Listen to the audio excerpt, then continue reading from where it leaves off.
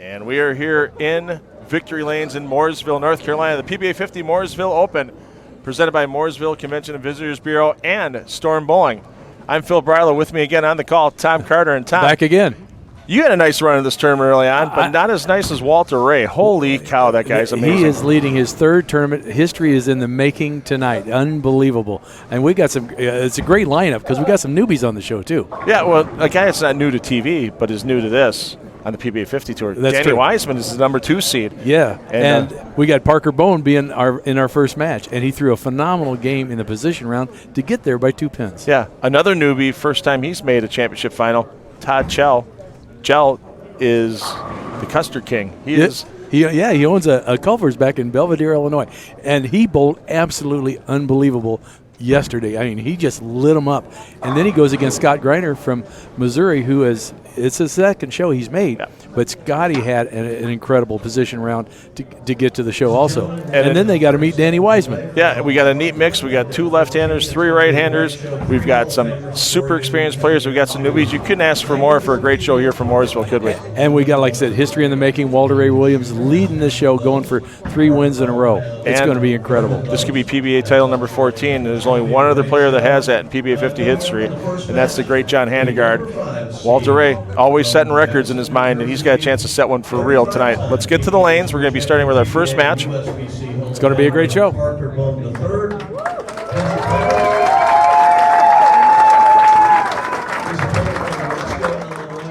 His first top 5 appearance. Give it up for Todd Chell.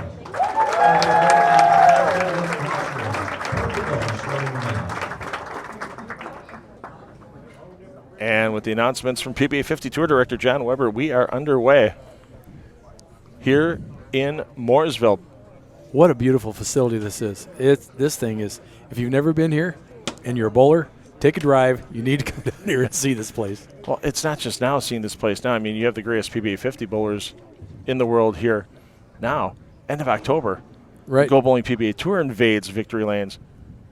2019 U.S. Open. Everybody's going to be looking forward to that, too. And I'm looking forward to seeing Parker Bohn's first shot here on lane 27. Classic style knee bend of Parker Bohn. Yeah, in that last game, he needed a good game in the position round to make it. And I said, all you have to do is throw the front 11 and you're going to make it. He goes, you're not worried about the 12th one? I said, no, you just throw the front 11. Then he opens. So he had a split in the first frame. I said, just to spite me, he's going to throw the back 11. And he did throw the next 7. But then he had a hiccup there in the 9th frame when he missed that 7-pin. Like, oh, my goodness. Yeah. Barely held on. We'll get a little more into that after we get Todd Kjell's first shot. Todd Kjell, a real smooth down and in player, very consistent. You know, there's nothing that's really going to jump out at you because he's just so calm going to the line, you know. And I know he's got to be a little bit nervous. Well, here it is. Not quite like bowling in Rockford, Illinois. Your first championship final, and you get the battle.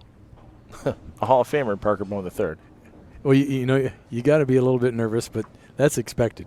But obviously, he battled his way here, and so this is the cream of the crop now. You know, you can't worry about nothing. I'm on the show. Kjell, second frame. Kjell can't get the 10 to go, and that was a big problem this week because this Don Carter pattern was conducive to getting to the pocket.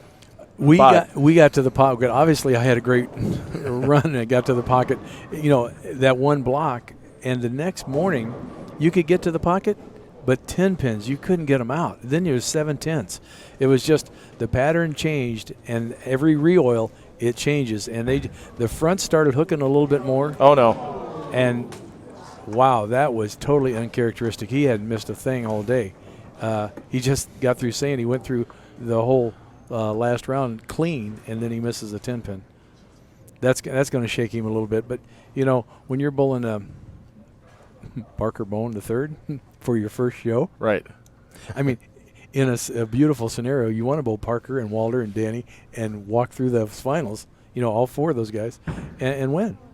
Parker Bohn, and you talk about a guy that barely snuck into the stepladder. Position round, last round, he thought he was done after that second ball in the 10th frame. Well, yeah, he got the strike, the first one in the 10th, then he just flat lost it off his hand and left the 1-3-6-10. And he's like, I can't make it. But he picked it up, struck, and in by 2 pins. Yeah, Joel Carlson, in his match against Walter Ray, Carlson fell from the 2 seed to out on a 7 count on his fill ball after a spare in the 10th. Yeah, I think he's going to go back and think about that. If he'd just got 9, he'd have been here. If he'd have struck, Parker would have been out by 1 pin. Classic four-step approach with Parker. And Parker's been playing the way outside, and actually a lot of the guys did, except for a couple of guys that could really hook it. Amaletto played inside, but for the most part, the lanes were played just like Todd is playing them, just down and in, crossing 7-8, and letting the ball roll to the pocket. Chell's been on it for a while, 57 years old. Career best finished of 9th back in 2012 at the PBA Senior Northern California Classic. He's been in 74 PBA 50 events. First time he's made a championship final. And other than the Aaron 10-pin, he's made great shots so far. He's been solid all day long. And we were watching him when he came out of the gate today. He shot 280 out of the gate in his first round. Like, holy cow. Then he backs it up with 240. And this guy's going to make the show. And sure enough, he did. Yeah, we see a lot of times those guys get that 2-round buy in the matrix of fairness. They get all day to think about it, and they come in, they're a little tight, they're a little off. Not the case for Todd today. No. He slept. I saw on Facebook. He slept in late. He's got his girlfriend Jenny Wonders here. They just enjoyed some time together and got into bowl. And when he got into bowl, it was time for business for Kjell.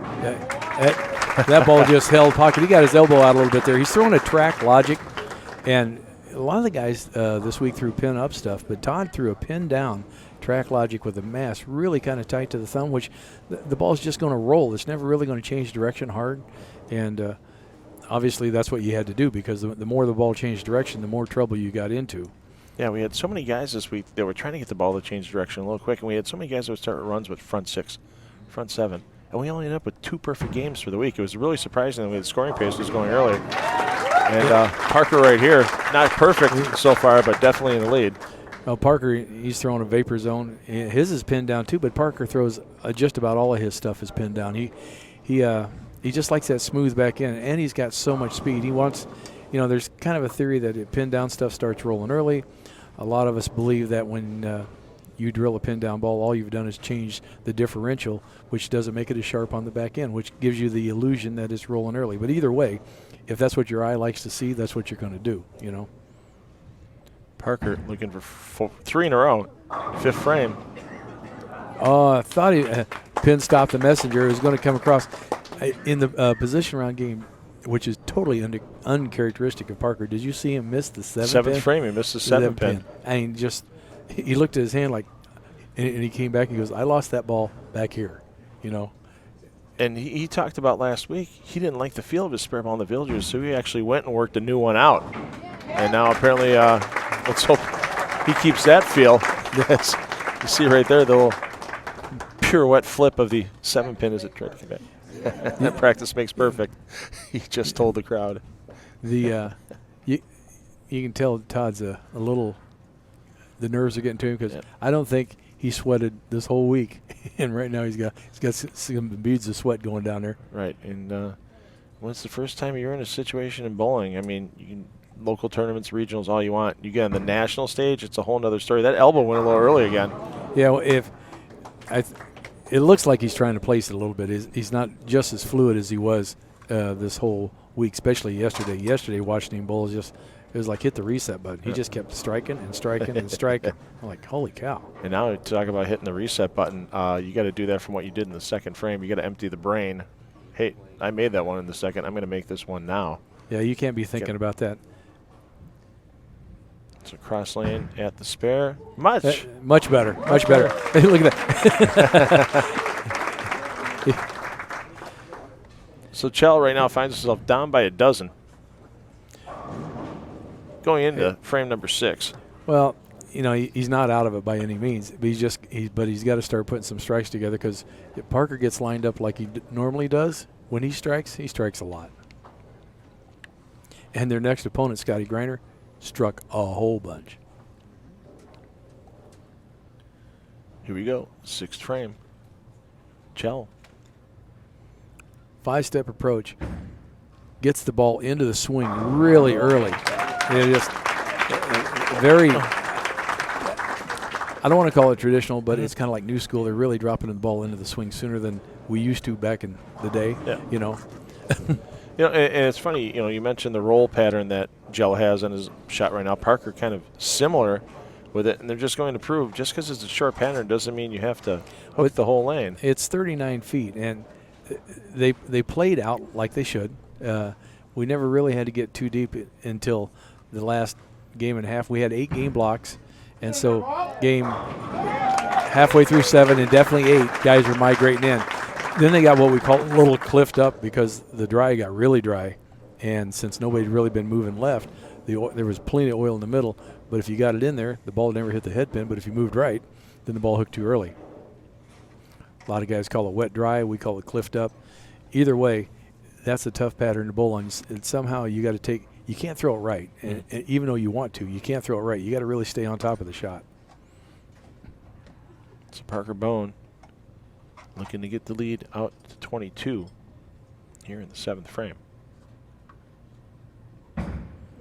It's amazing with that 4-step approach that Parker has, how much speed that guy can generate on a bowling ball. It is absolutely incredible. Well, the cadence of the steps is the key because it's increasing all the way into that slide. Right. Your speed is generated with your legs, not with your arm. And if you're trying to use your arm or your chest or your biceps, that's all wrong. You got to use your legs, and trust me, I know all about that. The first day when I had a good block, the legs didn't hurt at all. The second day, and this morning when we started, my left knee isn't liking 3 days in a row yet.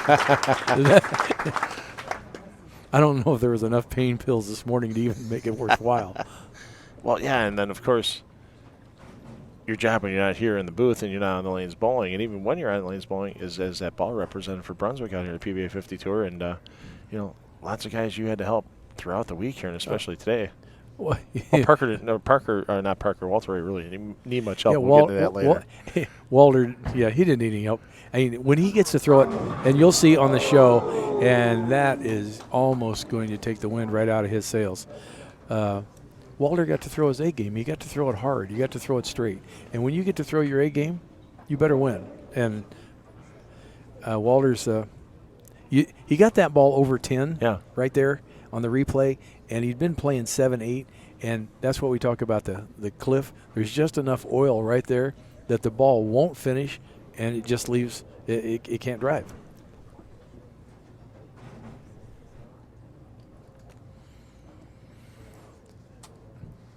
Well, we had 1-7-10 picked up so far. That was yesterday. And there's a possibility of getting another 7-10 picked up.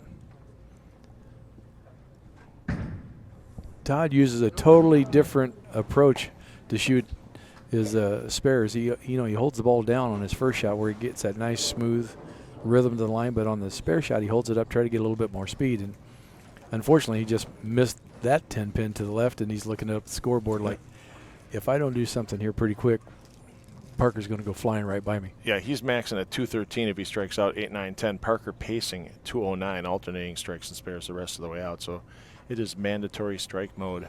No matter what happens in this match, Todd has got to be extremely happy and build some confidence the way he bowled. You make it this far, you got to build some confidence in your ability and go like, okay, I am better. Sometimes you get down on yourself like, am I good enough to be here? This ought to rejuvenate his belief in that he can be here. And and you look at the players he got past in this match play round 2, the other 15 players that were in that round. He got by Brian Goebel. He got by Ron Moore. He got by day 1 qualifying leader Rick Graham. He got by Ameletta Monticelli. He got by John Marsala. He got by Doug Henry. So many guys. As you said, you got to go back and think about the good. Well, you got to think about all the players that were in this tournament, that went home, and you're here, you're bowling. I was really hoping Todd was going to bowl for the title because I figured that would be Culver's for everybody. Everybody go get a hot fudge sundae, a banana split.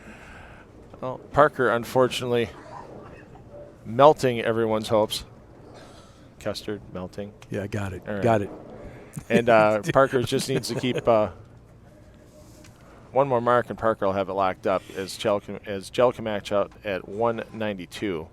Parker right now was, like we said, pacing 209. So another mark here, and he's got it taken care of. And that's the best kind of mark. Oh. No, it's not. I thought it was going to hold. You target. just black catted him something fierce. Wow. I thought that was a lot better out of his hand, Tom.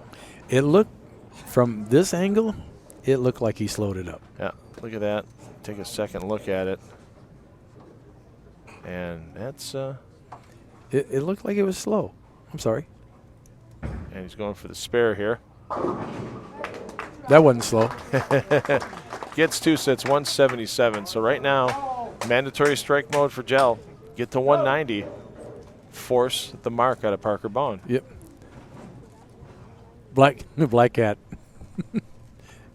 He Nelson birded him right there. I got a pink shirt on. There's no black catting anyone. He Must needs strike. all 4 of these. This must strike situation. There's one. That half pocket hit, that was good for him this whole week.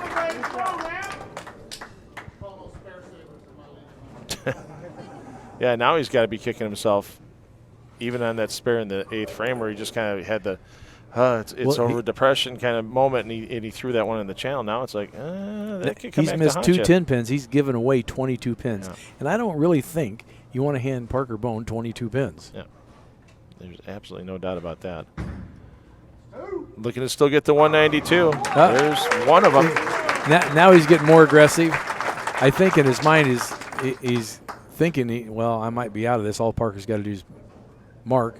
So all I got to do is just finish this frame and get out of his way. And he's actually throwing it like he's supposed to be now. Yeah, because once you think that you're over and done and out of it, everything kind of loosens up. Oh, a yeah, little your bit swing more, loosens and up, the muscles just relax. beautiful. You're like, that's what I did all day. Why am I not doing it now? Yeah.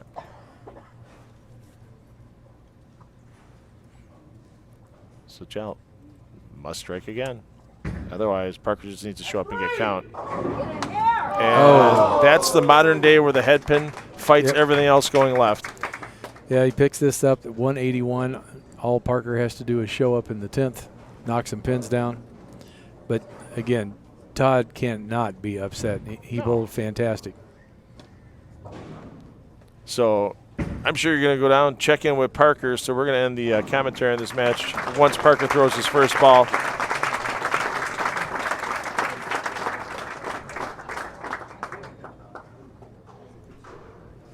So Parker's got this 1-1. He's going to move on, and he's going to bail Scott Greiner in the next match. So we'll let Parker throw his couple of shots here, and Greiner will get some practice, and we'll be back with match number 2 for the PBA50 Mooresville Open, presented by the Mooresville Convention and Visitors Bureau and Storm Bowling.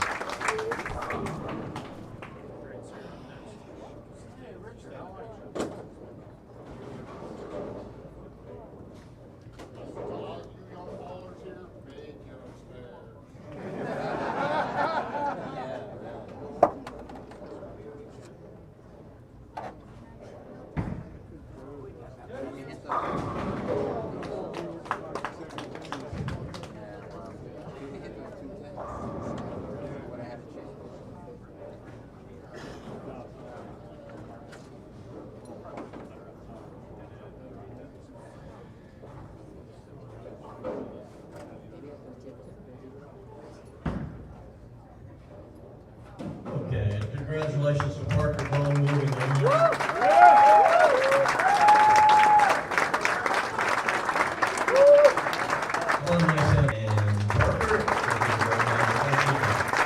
And here it is. If you're a left-hander fan like I am, because I'm a left-hander, this is the battle you're looking forward to all night tonight. Greiner, Bohn, couple of lefties taking it up. I'm left-handed. I Left just side. chose to throw the ball with the other hand. Parker brought out another vapor zone. He's gonna give it a try.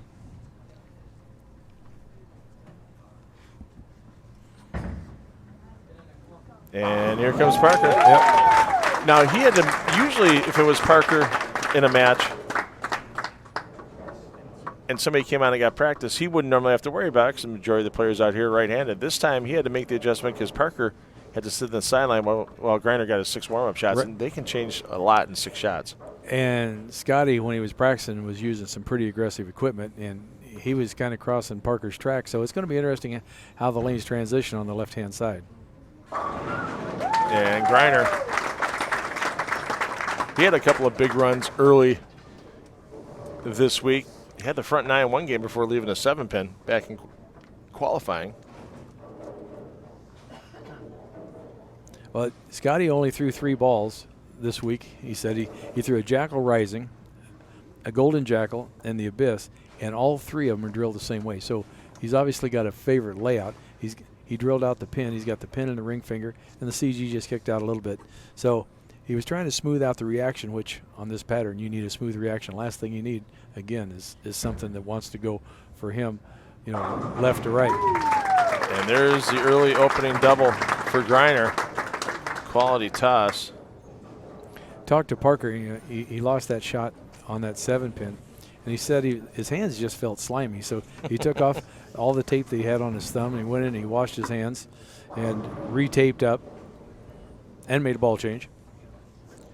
Waiting in the wings for this match. You see the man. I think there's going to be a costume change for Wiseman before he gets out on the lanes. It looks like we're going to have a slugfest with this one.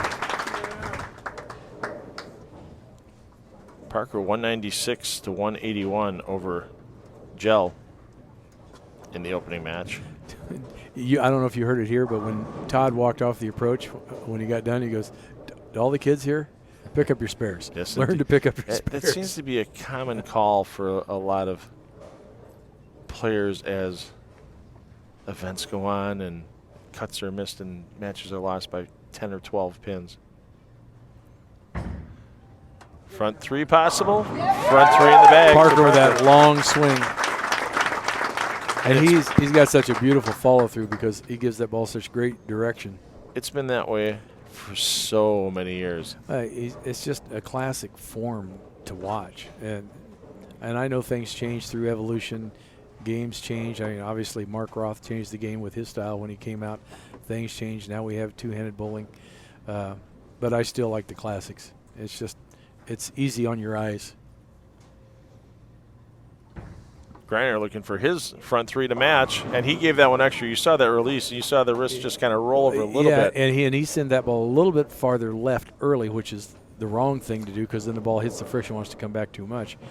And now watch that release again. Yeah, look at that. And he's, what is that, about 3rd board early? Yeah, and then I think his speed was a little bit slower too. It's like, okay, I got to get another one and try to maybe place it. Wrong place, wrong time, unfortunately, for Greiner in that shot. You don't need to be placing shots against Parker. You got to stay aggressive. And this 2-4-7 isn't the easiest thing in the world, and I think he just pushed it. It looked like he pushed it too far left. I'm surprised in this condition he took the scenic route at that 2-4-7 spare. Yeah, because I thought he missed it. Because if you get far enough out, there is some hang out there. The ball will hydroplane. You can't get to 1-2. Well, how about this for 21 games this week? 22 games for Greiner this week. Only 2 games under 200. That's a pretty good record this week. Yeah, he bowled well, and he's another guy that it gets lined up, and he's known for throwing tons of strikes. And 8 goes late. And that may be a bit of a move now for Scott to get comfortable, more than. Well, I think more of it's speed. Okay. I think it's a speed control thing, and we watched it on the monitors. And actually, some of the fans that were watching were talking about the consistency of Parker and Danny and Walter, that the speeds were within tenths of a mile an hour, and if you got over a mile an hour one way or the other, you have a bad reaction. Parker's average for the week so far, 232.5. Oh, that was almost a 7-10. And he thought it was there. He's stepping it out. But, where some guys get slow as they get more strikes, yep. Parker gets amped and gets faster. He just has that natural speed. He's got that long swing. And you can see how it just fires through that follow-through. And then you get the ball to go another 2 inches farther than it needs to. So he'll make that cross lane shot at the corner pin, and he gets it. Picked it up, trust me. Heard it knocked down. Yeah, he got it. So that leaves Parker. He didn't like something on the slide there because he's messing with the sole. So sometimes, what was that, the heel he was getting on? Maybe a little debris? Well, I think he's got one of those two-part heels where it's like felt in the front and rubber in the back. Okay. And when, obviously, the felt part gets down first, it's got to slide.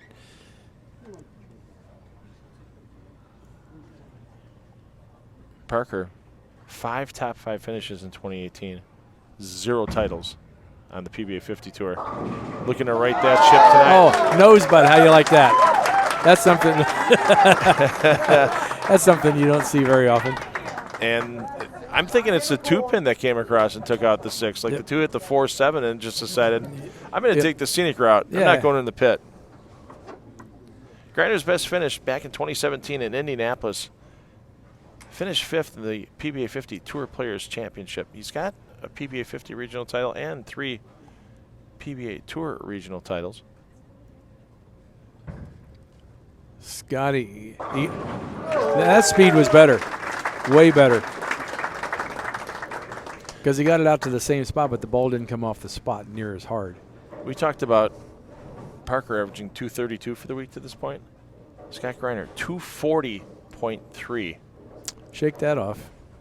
For his 22 games of bowling to this point. Yeah, and this is on a PBA shot. This is not your league shot. That is exactly it. It's a 3.5 to 1 ratio, and yeah, you guys had a little bit more room than you had last week at the Villages, but it was not much. Well, the difference between last week and this week is we had a re-oil in between squads. Last week was no re-oil. They oiled once in the morning, and that's all you got all day long. And this week we got fresh oil on each squad. But as it is well known, when you strip and re-oil, the lanes don't play the same as you've seen the squad before. And they definitely didn't. Mornings played different than the evenings by a long shot. Parker needs a strike here to get back up by 2. Anything less, and he's behind the match. See, that ball rolled. I mean, it was in a heavy roll, and he didn't overthrow it, and that ball rolled to the pocket. You can literally visually see his ball go down the lane, and it looks like it wants to turn when he gets amped up, and it just doesn't. Eases. Yeah. It doesn't make the turn. So his thing is he's got to keep his speed down and not overthrow it. Everybody takes pressure a different way, and not that Parker should even be feeling any pressure. He's been in this situation God knows how many times. I mean, even last year, the 5 top 5 finishes. Former PBA Player of the Year twice. Yep. And the 7-pin says, I don't care if you were Player of the Year twice. I'm standing in defiance of you right now, Parker Bohn III.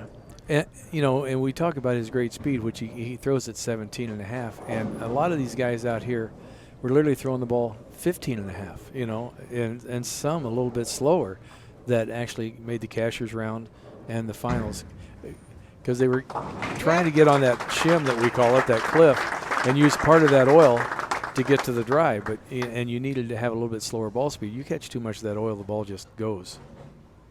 Well, Parker up by 1, but Greiner once again back and forth. We had that all day during the match play rounds. Back and forth, lead changes. Oh, there was slugfest today. It was amazing. I mean, they're fun to watch. Yes, indeed. And right now, here's that chance, Greiner. So the only way that you can actually slow down a ball, I mean, layouts do it, but surface. If you need a ball to slow down, you got to put more surface on it. And Parker uses a lot of surface just because of his natural ball speed. Somebody with my ball speed doesn't need a whole lot of surface because it's going to grab anyway. Can it get to the point where it's too much surface? It can. Sometimes. The bad thing about using a whole lot of surface, you burn up the front part of the lane. And you're thinking you're creating a better reaction down lane, and all you do is soak the oil, suck it right off of the lane in the front part of the lane. And balls, I mean, they react to friction. They don't care where it's at. So if the oil's gone in the front part of the lane, what happens? The ball wants to react early, loses energy down lane, doesn't recover. Greiner wants to go up by 19 in the 8th, and that's not going to happen. And once again, the ball speed, the issue. I think he got slow again. But if you watch Scotty's style, when he gets right there at the line, he's got such great spine tilt, but he almost compresses a little bit. And when you compress a little bit too much, as your body gets lower, so does your swing, and you lose speed. And if you watch Parker, his body stays, like his starting stance is basically his finish stance. So his fulcrum, his leverage point is huge. Okay. So get the 2 here, save the count, because you never know what might happen. And wow, so much for getting 2. Yeah, you don't ever want to do that. So Scotty's best is 240 if he strikes out. He's got to throw the next 4, but Parker, 258. Yeah, we'll see if that count comes back to haunt him later on. Right now, he's on the opposite side of where he needs to be on count. Yeah. Parker right now still max out at 258. And Parker right now can get his lead at 8 pins with a strike. You just got to keep it slow. Which is funny, as hard as he's throwing compared to Greiner, that Parker has to keep it slow. It seems like a contradiction in terms. The ball has got to make a motion to the pocket, and he has the ability to throw it right through that break point. Parker, if Parker doubles up here, then waiting on the bowling ball to come back, so they're going to get that taken care of here. While we're waiting on that, let's get over let you know some of the other top finishers this week. 16th place, Tony Johnson, nice showing. Tony bowled really, really well. I think he qualified 3rd. Yep. I mean, he just the first day, he was a little bit behind me, and the second day he just went nuts. Yes, he did. Doug Henry off the left side in 15th. Jerry Horn bowling as a guest out of Columbia, South Carolina. Doug Henry shoots 300. Yes, he did during match play round 1 today. Jerry Horn bowling as a guest in 14th, and John Marsala. Jerry Horn was tournament leader, I believe, yesterday. Yes, he was. With this man right here, they tied for the lead. 480, 93 over or something like that, Yep. 83, 93. Yes, indeed. It was a whole bunch. Wow. That 6-pin tried to stand after it got hit 3 ways to Sunday. Yeah, and it almost did. You think it's going down, and it stands back up. Watch that pin reaction. Head pin off the sideboard. It hits the 6. The 5 hits the 6. And the 6 is the last to go down. And it went off the back of the pit. So Scotty's in a must-strike situation here. Yeah, there's still 240 possible. True story, but he needs to strike. Otherwise, if he doesn't strike here and strikes out, he's shooting 230. And that just will let Parker mark. Oh, that was a great shot. I mean, his speed is way better. I mean, us little short guys tend to get slow sometimes. I don't know what it is. Oh, as you said in the first match, even Parker, taller guy, you generate the ball speed with the legs. Yeah. And even if the legs are a little bit shorter, you got to make sure they're moving pretty quick to the line. Yeah, they got to go. Because your arms are shorter. So you see Greiner, the big exhale there. He just knows what's needed, and that's strike after strike after strike. This is a must-strike situation here. Otherwise, Parker just has to show up in the 10th. Exhale, lets the air out. Stay relaxed. 4 does the job on the 7. Great shot. He's going to make Parker show up. He wants a re-rack.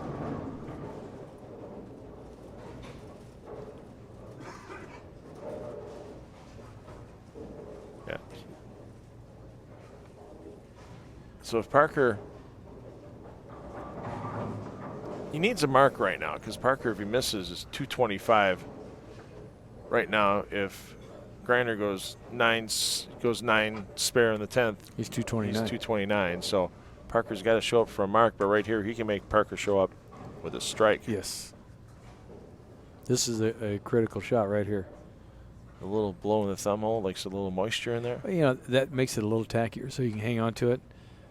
Problem is, you don't want to overhang on to it. Wow, flat 7.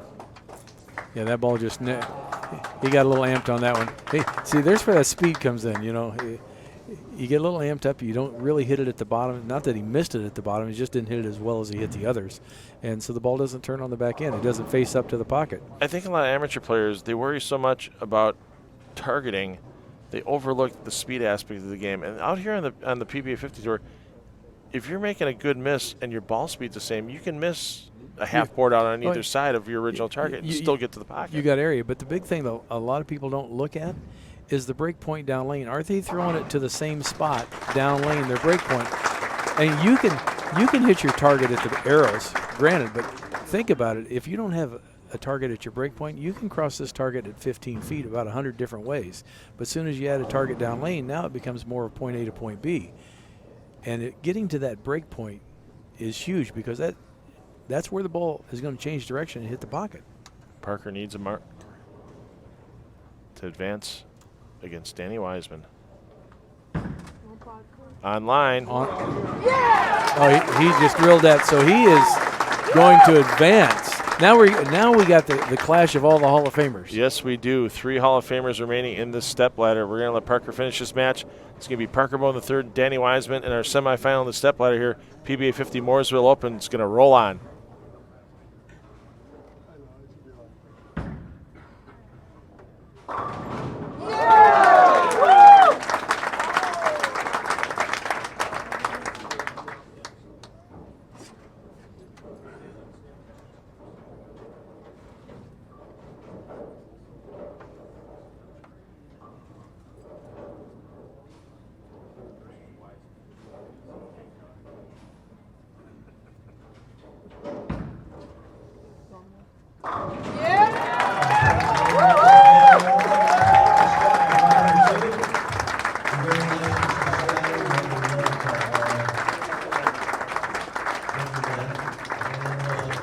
And here we go. Stepladder match number 3, Wiseman, Bohn. Bohn coming off of 2 wins, 196-181 over Chell, and 258-229 over Greiner. And now we are into the Hall of Fame portion of our programming this evening, Tom. Yeah, all the Hall of Famers we got left, yes. And Danny Wiseman, his first stepladder on the PBA50 tour. So between the 3 guys left, we got, what, 100 titles left? Pretty darn close. Something yeah. like that? Yeah. Well, let's take a look here for Wiseman. Wiseman's got 12 titles. Parker's got 35, so that's 47. And 47. So those two match Walter Ray's 47. So just 94 titles between those 3 players remaining from the PBA Tour. Danny Wiseman looks the same as he did 25 years ago. His hair is just a little grayer. Yep. Same classic style. Went down and talked to Parker. He's got the right lane hooking quite a bit more than the left lane. Really? Yes. Okay. And maybe that's why that ball's shaping up so much. You know, we talk about him, throwing it too hard on the left lane because that's where he had some hiccups there where he didn't strike. But since he's got more friction on the right lane, it's helping that ball face up. Parker's last one in the PBA50 Tour, the 2017 Dave Smalls Championship Lanes Classic. That was PBA50 Tour title number 4 for him. And just tickles the 10 down. That's the good part and the bad part about ball speed sometimes is sometimes the ball speed, you get the 6 to slap off the 10 for right-handers, the 4 slap the 7. But the other part is that on a light hit, you get that head pin come off the sideboard so quick it runs interference and other pins from getting in the corners. Exactly. Most people don't even notice that. That was awesome. Thank you, sir. I've learned from watching you guys, and I've actually remembered that in league sometimes. Sometimes in order to get better carry, you got to slow the ball speed down just a hair. Well, it's great that guys can throw it hard, but, sometimes you got to give the pins time to react. And you can throw it so hard the pins explode and they don't have time to react. And we are all tied at a double apiece. And these guys out here, for the most part, the Hall of Famers, they're great with speed control. Danny, he can amp it up. He was throwing it BBs yesterday when the lanes are starting to get drier. And Walter can do the same thing. Obviously, Parker can throw it hard. And that's an advantage to some of these guys that, on the PBA 50 can still throw it firm, And there's a lot of guys out here, unfortunately, that can't. And when it comes to a condition that you need speed, if you just don't have the ability, even though your feet are moving faster, you just don't swing through it as hard, like you should. There you see, he's always got that wrists moving around, get it loose for the swing. Needs to come back a ton. Oh, and he just got that right, and he didn't get through it. But you talked about the wrist moving around. You watch Brian Voss, you watch Norm Duke, Dominic Barrett, actually Pete Weber that bounces the ball. And all that is just keeping your body loose so your arm doesn't tighten up and you have a freer swing. Well, Wiseman, I think he's going for some tape here. Maybe he got that slimy hand thing that Parker. Yeah, he's going for a piece of tape on the spare ball. Good call. Hey, Black Diamond, you see that? I know. I loved it this week again. 2 guys in the field with Black Diamond spare balls, and they're both in our Stepladder. Last week we had a guy throwing a mineral light for his spare ball. Welcome to I haven't seen one of those for a while. Welcome to the 1920s with that spare ball. And Wiseman, he gets it. And Parker Bohn can take the lead with a strike on his own here. Early leads are good as long as you can hang on to them. That's the problem for everybody all week long. If you don't keep striking, leads had a tendency to vaporize in 2 or 3 frames. Against these guys, they do. Yes. Parker back in 2017, not just the win in the Championship Lanes Classic, but he finished second in the PBA50 Players Championship and third in the Villages, and he's going to step off. Something got to him. Yeah. Next week, we're talking about speed. We're bowling on a 34-foot pattern in Trenton, New Jersey, and both these guys are going to be there, and obviously their speed's going to come into play on 34 feet. He cannot get situated. I'm not sure if it's crowd noise. I know we're not that loud back here, and we got people in our way. We're not too far off the concourse here, right behind the championship pair, so I'm going to leave it quiet for a second. Yeah, because your voice carries. Just a hair. That's why I keep talking towards you. And here's Parker looking for 3 in a row. Now I can be loud. There you go. Now the crowd's going. Scotty Greiner just walking by the booth. Got a chance to shake the man's hand. Good run by Scott this week. Looking forward to seeing him up Trenton. You know, obviously it's the PBA50 Tour, but we got the same guys out here week after week, and it's like a large senior traveling league. And I mean, all the guys off the lanes are buddies, you know, having dinner together, you know, cooking out together, playing golf. But when they're on the lanes, it's business. Oh yeah, they will let each other know when somebody gets a lucky strike or a good break to get ahead in the match. And there's the front 4 for Parker. If Parker masters that left lane because it's a lot tighter than the right lane, and he doesn't overthrow it, could be an interesting finals.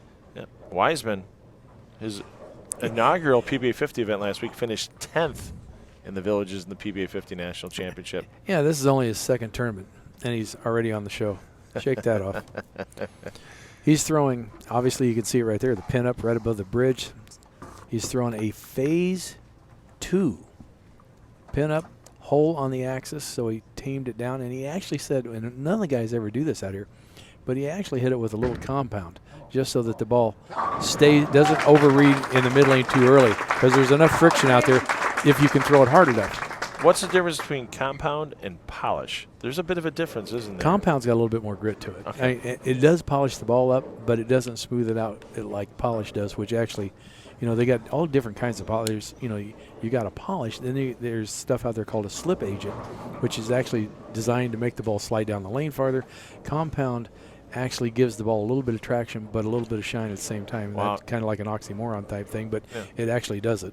Danny is not happy with that rack on the left lane again. He wasn't happy with it last time he was up that lane, left the 10-pin. He re-racked this time, and as soon as that rack came down again, he just shook his head and had a disgusted look on his face. Well, Danny's in the 4th frame, and he's going to finish on that lane. So he's going to, I would think he'd save a re-rack for the 10th. No, this is the 5th frame for Danny, so yeah. He's in the 5th frame. Yep. But I looked up wrong. Yeah. But still, that's going to be the foundation frame then. Yeah, if you're having a problem with the rack in that lane every time, that may get in your head a bit. Not that time for Danny. Right. Well, yeah, because if you see the off spot, you're going to try, well, maybe if I go a little higher, I'm going to carry, or maybe I need to be light, I'm going to carry. But you're thinking more about the rack than you are executing the shot. Parker strikes through the front 4. Danny double, spare, double. Parker making sure that fit is snug, and he'll get into that 4-step approach. Hand under the ball, slightly cupped wrist, and he's just so firm through it. We got people screaming before the ball ever hits it. Front 5 for the man that's trying to say, hey, Walter Ray, you're going to have to wait a week to set another record because I'm here. Yeah, well, if Walter wins tonight, then he ties John Handegard, who has 14 senior titles, right? Right. That is correct. And Handegard's got 2 records that Walter Ray wants. One of them is that one, and the other one is the oldest winner in Go Bowling PBA Tour history. Handegard took that in 1995 at 56 years of age. So that's 2 records that Walter Ray wants to take away from John. He's got to wait till the Go Bowling PBA Tour starts again in June to take away that other record. Yeah. Oh, Parker giving it the fist pump. But there is the front 6 for Parker Bohn. Danny with that classic flame shirt. I mean, even back when he was bowling on tour, he had those flame shirts. And all of a sudden around bowling centers, you've seen lots of people with flame shirts. I had a few of those in the 90s myself, I got to admit. But, boy, the one flame shirt that everybody remembers Danny wearing, that was in Miller Park. Oh, that was. In the Masters in 2004. That place was packed. That was awesome. 7,500 people watched him take down that title on lanes specially constructed inside of Miller Park. And you talk about getting the ball into the swing, and you see where Danny holds it. He kind of already got it headed down into the swing when he starts. Not happy with it at all, but it still strikes. And he got away with it. Sometimes, like I like to say, 2 wrongs don't make a right, but 3 wrongs can make a strike. Because that one he grabbed onto it, but he got fast and left at the same time. And look at the demeanor of the senior player there. He's actually laughing about this. Yeah. I remember times when he wouldn't have been laughing about that at all. No, he would have been back brooding about it for a while. But we all get older, and sometimes we get smaller and wiser, and another cell phone goes off in the crowd, as we had asked him to turn him down earlier. And we got another new player, Chris Collins, who's out here. And he doesn't need to be out here because his waist is only this big and his shoulders this wide. He doesn't look like a senior player. He looks like he belongs on a tennis court more than a bowling center. Yeah. And Danny not happy with that one until he got to the end again. So he knows he's not out of it yet because all it takes is a single pin by Parker, and it's a tie match. And, there's nothing wrong with having breaks. We all want to execute perfectly, but don't beat yourself up if you get a break, because how many times have you hit a pocket and you didn't get that break? Stone 9, 7-10, 4-9. I mean, you're running something out and look back and it's something standing up. Parker Bohn on the front 6. 35-time champion on the PBA Tour with 3 majors of those 35. And that just looked a little late getting on the break line. Yeah, that was farther left down lane, even though that lane hooks more, and he knows it hooks more. Please don't add more speed. Yeah, let's take an extra look at that shot by Parker, and that ball just kind of lays off a little bit at the break line. It didn't get out quite as far, because he doesn't want to use too much of the friction, but he definitely can use it on that lane, especially if he keeps that speed up. And we keep talking about speed, but, he's one of probably 5 guys out here that can throw it as hard as he can throw it. Yeah. Most of us seniors are, we just dream about throwing it that hard. Well, Parker Bohn, he could add on to his PBA record of 114 career 300 games if he would have carried that shot and a few more. Only 114? Him and Walter Ray, the only 2 players over 100 perfect games in PBA history. And whoa, that was almost a 7-10. Yeah. Is that Parker, or is that possibly some carry down now after, especially because Greiner was there? Yeah, that lane's tighter. And, the ball that Scotty was using could have carried some oil down because he was playing a different part of the lane. That would not be good because 7-10s did pop up quite frequently around here if the oil got down the lane. So now here's Wiseman, chance to take match in hand going into the 10th frame. Wiseman stepping up here in the 8th on a 4-bagger. Yeah, he's going at a 279 pace. Maximum score now for Parker Bohn, 268. So strike here puts Wiseman in the driver's seat.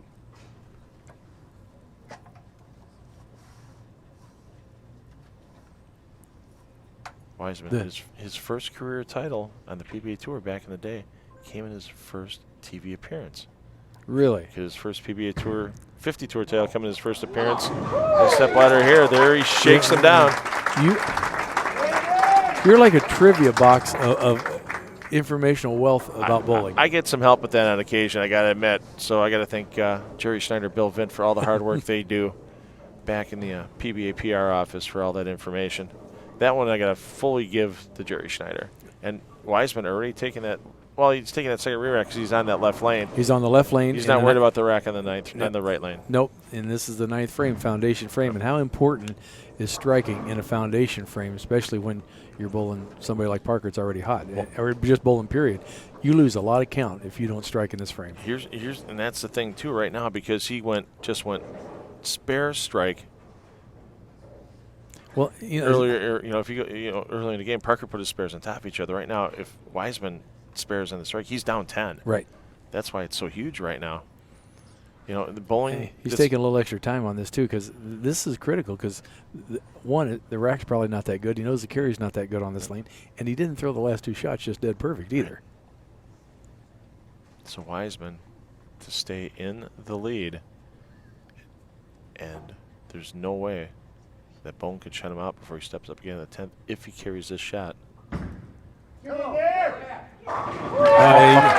can't pure that any better. That was poetry in motion. That came off his hand, and he knew it was there. Nothing but 10 back. You look at that swing, that's outside in. It looks like it comes away from his body. It tucks back underneath to his leverage point. It's just, these guys, they're fun to watch because they're so good at their craft, So Walter Ray, top seed again this week. He was top seed last week in the Villages. And Parker not happy with that one at all, and he leaves a 4-pin. That was a dead tug. That is no good because Danny now has the match well in hand, unless something happens the 10th. Yeah, because right now 247 the maximum for Parker. And if Wiseman were to go 9 miss in the 10th, it would also be 247. Parker's got to get 3 strikes now. Wow. That is 2 shots in a row that he has absolutely lost off of his hand. And something tells me after tonight that that spare ball is going to get a little work on it again. Well, either that or tomorrow morning that spare ball is still going to be in the parking lot. Parker looking to just finish out strong, and it's over. It's over. Danny is going to go on to bowl against Walter Ray Williams, who is on a, what would I call that, history and making role here. Right. Because if he happens to win tonight, we have a front seat to greatness here. Yes, we do. So we have Danny Wiseman looking for the first PBA 50 Tour victory in his first Stepladder final. Can he repeat what he did in his younger days on the Go Bowling PBA Tour? Or, hey, here's a surprise, Walter Ray Williams setting another record every time he steps on the lanes. Is that what we're going to see? It could be 3 in a row, but Walter, according to Chuck Gardner, it's actually 4 in a row because he won the Players' Championship. They had the top 16. The Storm Invitational at the end of last season, but that did not award an official title, but it would be his 4th win in a row involving the PBA 50 Tour bowlers. But it did give him $20,000 for that win. Yes, it did give him a good paycheck, no doubt about that. So we're going to let Wiseman finish this match out, and it's going to be Danny Wiseman against Walter Ray Williams Jr. in our championship match here, PBA 50 Mooresville Open. Rolls on.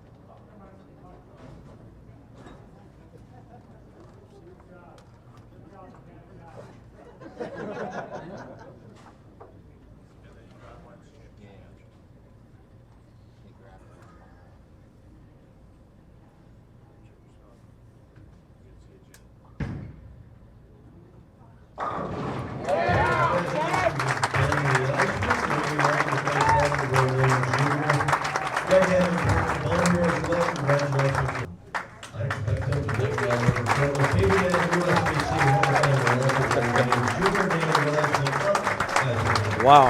And how about that for, you talk about firepower between 2 Hall of Famers right now, Danny Wiseman, Walter Ray Williams Jr., and Walter Ray is going to make Wiseman start the match. Walter had his 4 shots, And he gets 6, and he goes like, I don't need the rest of them. That's confidence. Like, okay.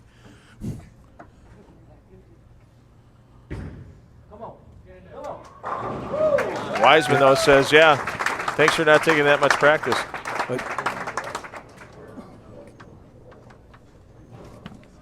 As Wiseman opens with a strike. Yeah, I got a chance to talk to Danny, and he was talking about the left lane in the rack, and he goes, if I don't get the ball to roll up soon because of the rack, he goes, I'm going to ping 10 all day long. Walter's going to do what he does, and that's throw it down the lane. This year on the PBA50 Tour, it hasn't exactly been red ball of 5 days like we used to see for a while, but it's definitely been that light blue ball in his hand, or some version of it for these events. It's the same ball that he's won the last 2 events. It's just a fresh one. Okay.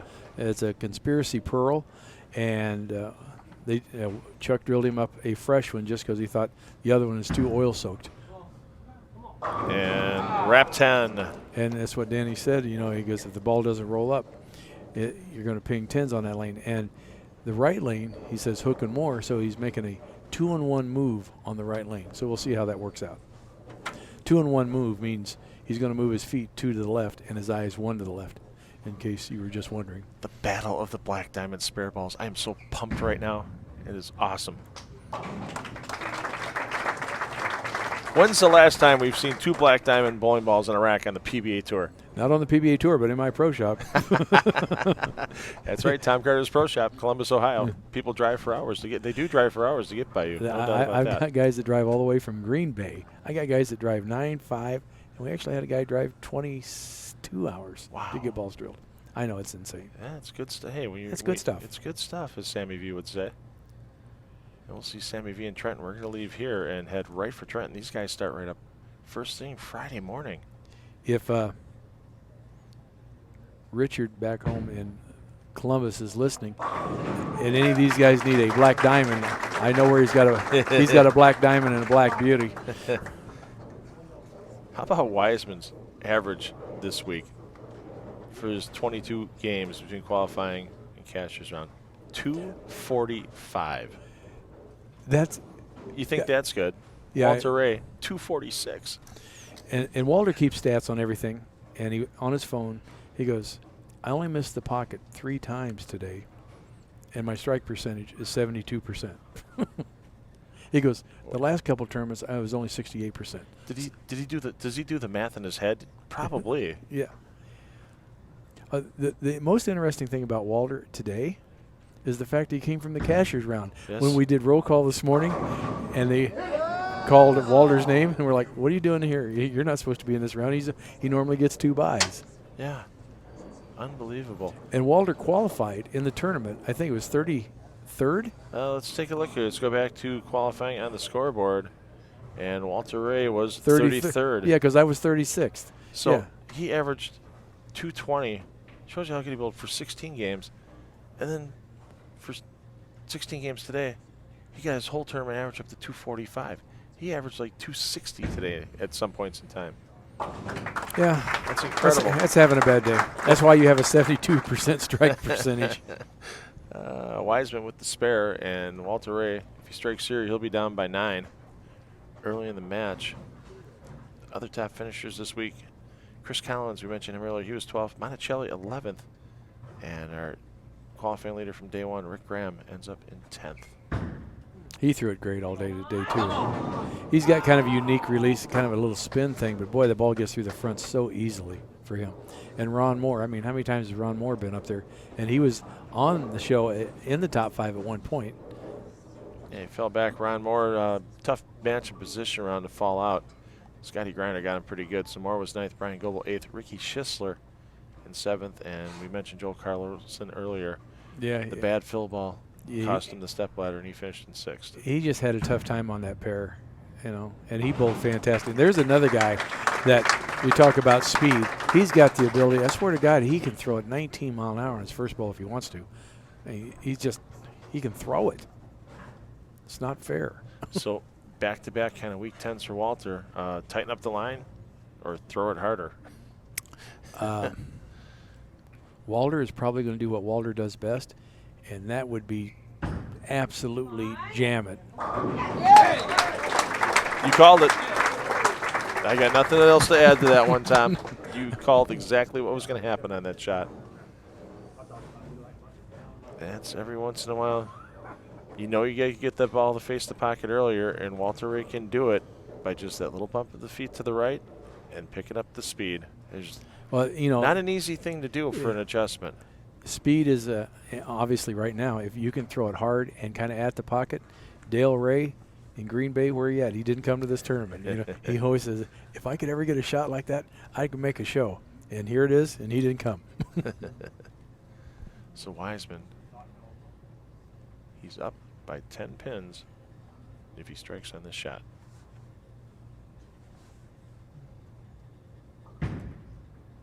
Online. And almost another messenger. Yeah, and almost 7-10. So the lanes are definitely going through transition right now. Do you open up in your swing? A little bit, yeah. Danny really opens up in that backswing, gets that hand on the inside of the ball. Yeah. And that obviously it creates more revs, but it also creates a better skid through the front part of the lane. I find out when I open up a little bit more, too, it's a little easier to keep that whole swing loose. If I try to keep that shoulder not open up, it seems to tighten everything up a bit on me. Well, just when you open your hand goes back farther, you know. When you try to keep it closed, you start going behind your back. And Wiseman on that 10-pin. So 9 pins the lead for Wiseman, but Walter Ray working on the strike. So if they were both go off the sheet, Wiseman would end up with 268. Walter Ray would end up with 269. That's not out of the realm of possibilities. Not with these two guys. I'm kind of hoping for it. I mean, look at Walter on the 2 times he's won. 288, 279. Yeah, he's averaging 282 on the show for the last 2 tournaments. So you can't doubt Walter Ray doing something huge again. Unfortunately, if he strikes out, he's bringing his average down a little bit, but, I think the title would console him just slightly. And no consolation needed for anything but 10 pins in the pin on that shot. Those pins are all crying back there. You see Wiseman just shaking his head after the 2 weak 10s. Yeah, but he's still not liking that left lane. I mean, just for the fact of the way the pins are setting. Well, and he's not going to use his re-racks until later in the game, I wouldn't think. No, and it's kind of surprising that Walter Ray saw that when he was practicing down the lanes. Even if the guy finishes before you, if you know the guy's going to finish on a lane he hates, it's going to affect him a little bit. Surprised that Walter Ray didn't have him start on the right lane. Wow. That hooked at his foot. And let's take a look at the release there. And you see right there, it started going. And it's like he tried to give it a little extra, and the heel kind of turned a little farther to the left than normal. Yeah, I think he tried to jam on that one a little bit too much. And I know Danny thinks this is an opening, but as well as Walter bowled in, I thought that was, I thought that was 3-pin. This happened to him all during the day. It looked like he didn't have a look, and all of a sudden from this point on, he struck out. Walter Ray, 2-time winner of Player of the Year on the PBA50 Tour, 2012-2013. And actually, in the cashier's round, the first round, if he doesn't throw the back 7, he don't make it. He makes it by 2 pins. He shot 258 to get in. Yes. There's the strike for Walter Ray. Well, there's the come on from his wife, Fancy. Yeah, I was going to say, did you hear Fancy? So Wiseman looking at the rack again. He's looking at both racks because he wants to decide what lane he's going to use a re-rack on. Yeah, exactly. Because he's working on a strike right now. So he's not going to re-rack on the right lane. What's the one thing that he's got to really be looking at right now? Is it just the 1-3 only, or is he looking at other pins around that rack? There could be, he's looking at the 1-3, but maybe the 5 is offset. I know from our angle, maybe the 8s or the 9's a little bit offset. But normally, if there's a gap between the 3-6, you're not wanting to throw because you're thinking you're going to ring a 10 no matter what. So Wiseman working on the strike in the 5th. Can expand his lead to 19 with another strike here in the 6th. How about that for the shaker? What a hit by Wiseman. I think he's thinking, you know, I'm getting away with these shots, but this is not exactly where I want to throw it. It doesn't look like he's 1,000% in tune with what's going on. I mean, that was light, and he gives the hip shake, and he got the carry, but I'm thinking he wants a little higher flush than that. Yeah, he burns the re-rack, so he's got one left. Now he could, if something's severely off spot, he could ask tournament director John Weber for a re-rack pass too, but it's got to be something pretty bad for John to do it. If it's just a pin slightly off spot, John's going to go play it where it lies. It's pretty much got to be 3 pins and right behind each other. Okay, so he's in the 7th frame. He took his re-rack. He's saving it for he gets back over there in the 9th frame if he needs it, you know. Yeah. And if he doesn't use it, he's got a re-rack for the 10th. To take the lead out to 29 over Walter Ray. That ball read up strong. And now Walter Ray knows it's got to be nothing but strikes the next 2 shots. Well, like you said earlier, he might do the same thing he did on the regular tour. His first one, come out and win. Walter Ray, now if he were to win tonight, it'd be his 3rd consecutive win on the PBA50 tour. Records 4 by Pete Weber back in 2016, and that one hooks high again. He did it twice.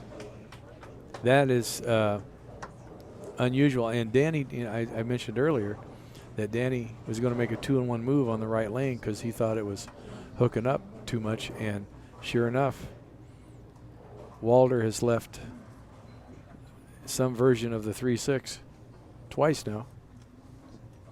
And we saw not the purest of spare shots in the 3-6-10 last time on this lane. And he's staring that one down. And man, it's a good thing there's enough oil in the middle, and that's a black diamond, because that ball fell back to the right just enough to cover that. Now he's throwing up his hands. He's like, what to do? So 229 now is the max for Walter Ray Williams Jr. 228 is what Wiseman's pacing with spare strike the rest of the way off the sheet. Well, something's got to happen in order for this match to get back into a slugfest, because right now Danny's got it well locked up. There goes all 10 for Walter Ray.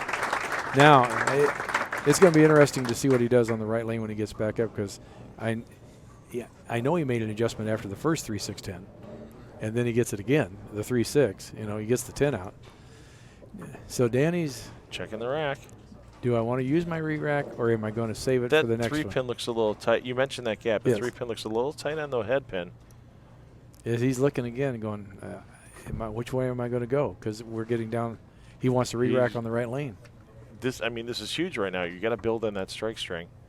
So you got to take it. Because now a strike here and then a spare in the 9th frame, he still gets in the 230s. Right. He gets in trouble here, gets a spare or an open, and then it's still Walter Ray's big chance to win.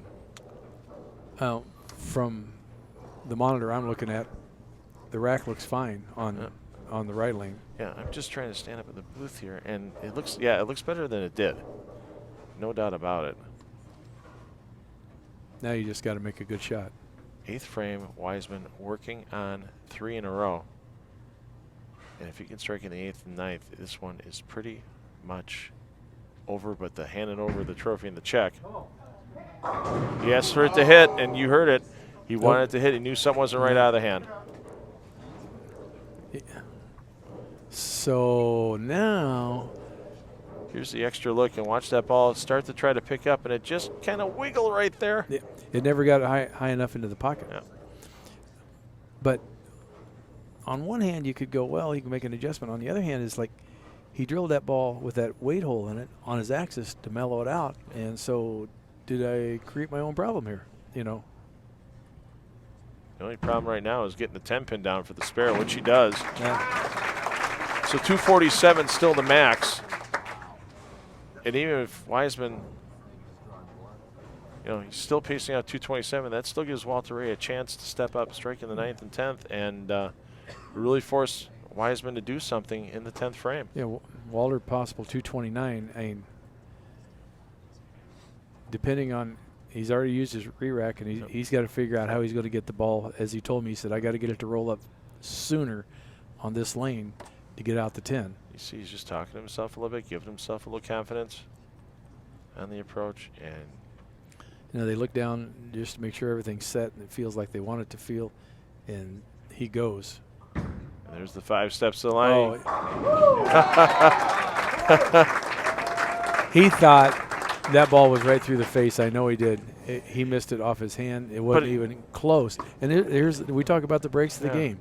You throw it bad, and that ball is way left of what he's looking at. And he's like, I can't even believe I threw that. And now I got a break. Yeah, it almost seemed like along with that, when he missed left, it just didn't get the wrist rotation around it a bit. Walter is taking a re-rack. Like he got out of it just flat enough to keep it on target line. Not intentionally either, the way you could tell. He got on top of that cliff or shim line that we talk about, and the ball just followed the oil line. Even though it's only a 3-to-1 pattern, there is still enough oil there the ball can follow it if you start it up the right way. Must strike for Walter. This is a must strike situation right here. Foundation frame working on a strike in the 8th. And he said 2 balls hook high, consecutive shots, and he makes the adjustment to make it happen. He strikes out. He forces Danny to get the first one. We've got ourselves. Now he's starting to get a slug match again. Yes, indeed. This is the fun part. Hall of Famers. This is why you subscribe to FloBowling. This is why you watch the PBA50 Tour. Because these guys might not be splitting hairs anymore on the lanes. They might have to be splitting toupees. that was bad. Come on. But they're making great shots when they need to win championships. And Walter Ray's trying to force Wiseman to do the same in the 10th frame. I'm going to make great shots. You better make great shots too. And he's doing it. Walter is literally going for the high hard one there. He's not going to give – he's taking the lane out of play is what he's doing. Right. He's not going to give the ball a chance to overreact because he has the ability with that long swing, horseshoe world champion, to throw the ball and keep it on line. This one could force Wiseman to double, but count's going to be important on a fill ball. There it is. Count's still important on this fill ball because if all of a sudden Walter Ray pops a big 4 or a Greek church, it can make a difference. It's hard to believe that he got that 7 count and then backed it up with an 8 count on that right lane, and now he's doing what he does best. He's throwing the ball. A 9 count or greater forces a first strike out of Wiseman in the 10th. Anything less. And now we got to do it. Wiseman has to strike to win his first title. That's why you win back-to-back titles, because you step up to the plate and you absolutely pure 3 shots in the 10th. Oh, he pured the last 5. He makes that adjustment after the 3-6 in the 7th frame. Incredible. And just leveled the last 5. And Wiseman, so now Danny's time. He's checking the tape. Not a bad thing to do. No, he's putting tape in. Yeah, he's checking. He was checking. So the fit. Okay, he didn't like the feel on the left lane. He's changing the feel in his thumb hole, and he needs this strike. That's confidence, I think. Okay. I think that's confidence. Would you have just blew in the hole, and he still doesn't like where it's at? Right. So now you get to fidgeting with it. If it doesn't feel quite right, then that gets into your head. Well, we'll just leave it up to Wiseman here. He's on the approach, and the rest of this is up to him. Boy, he is digging into that ball, too. Yeah. Crowd will tell you whether it's a win for Wiseman or if Walter Ray's going home with his 3rd straight title. Come on. That looks good. And the 10 doesn't go. And Walter Ray Williams Jr. takes his 3rd straight title, and he ties the record of John Hanegard with 14 titles. Unbelievable. 3 in a row. That is incredible. Walter Ray Williams is making history tonight, ladies and gentlemen.